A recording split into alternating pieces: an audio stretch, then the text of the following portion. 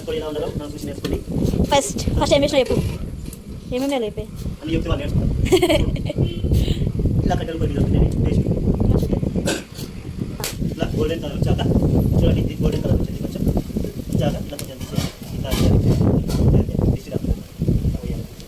Okay, చికెన్లో పోవాలి. ఇలా తీసుకొని ఇలా వేసి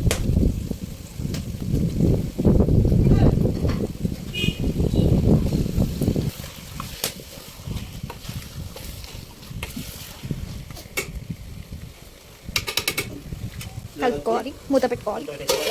అంతా సిమ్లో ఉండాలి. మరి ఎక్కువ ఉండకూడదు మంట, సిమ్లో పెట్టుకోవాలి. సరేనా? ఒక 10 minutes అయితే మంచి మగ్గి అందులోనే వాటర్ వస్తుంది. ఆ వాటర్ తోటే చికెన్ ఉండాలి. వచ్చండి ఐస్ వాటర్ అయితే తీసి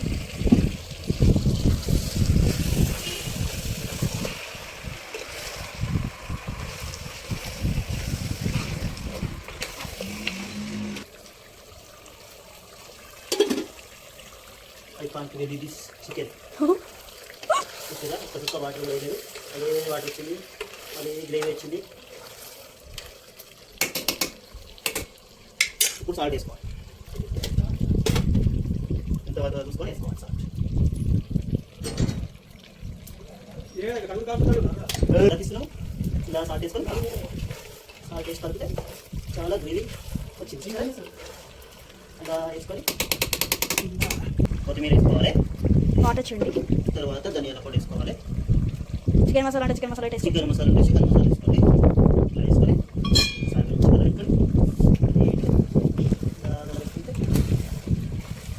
మంచిగా గుర్తుగా అవుతుంది. గ్రేవీ అంతా గుంజేసుకోవాలి.